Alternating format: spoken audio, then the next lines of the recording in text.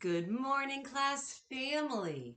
It's a thankful Thursday. Let's look at our message together. Show me that you're a team and a class family. Follow on with your eyes and listen with your ears. Use your finger to point. Ready? Start with today's date.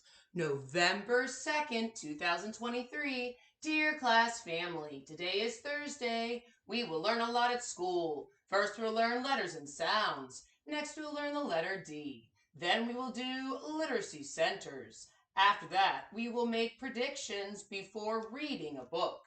Last, we will write with pictures and labels. Love, Miss Joyner. All right, class family, let's look back and reread the message. Remember, good readers read things again. It's called rereading. They do this so their brain can understand the words on the page. Use your finger to point. Start with the date in the top right-hand corner. I noticed the abbreviation for this month with a capital letter N, then OV period. What does that abbreviation stand for? We'll say it out loud.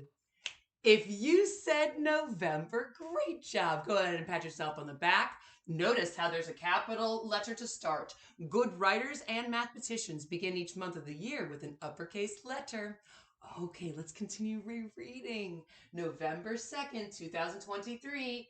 Dear class family. After our greeting, look at the first telling sentence. I notice a bigger space to start. Good writers indent or leave a bigger space to jumpstart each paragraph. I also noticed a capital letter to start this sentence. There are capital letters throughout our message.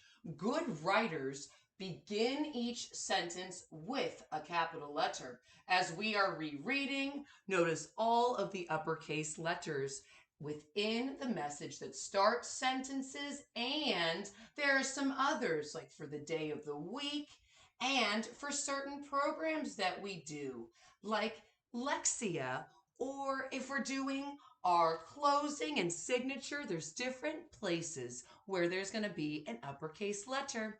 Okay, let's reread. Today is Thursday. It is Thursday, and it's a thankful Thursday.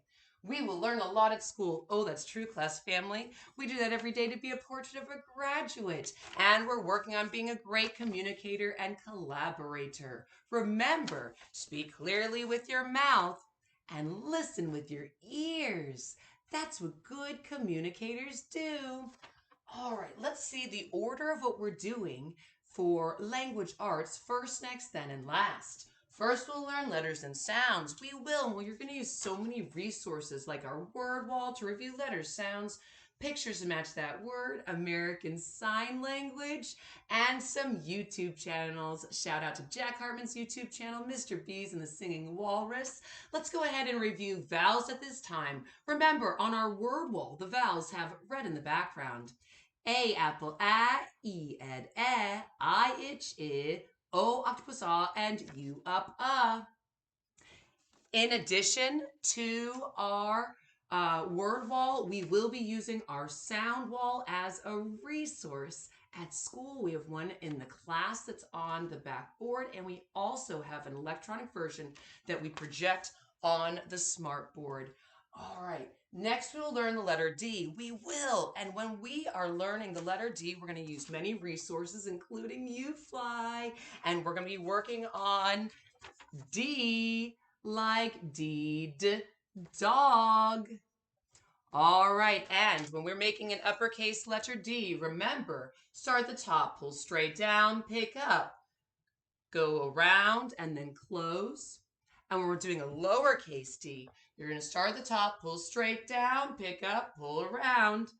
All right. And another way you could do D, you could also do around, up, down. So we're going to be working on those two letters as we are working on D, dog. Then we will do literacy centers. We're going to do literacy centers. You're going to do LexiCore 5 reading program. You're going to also color and read your November pattern book that you started yesterday.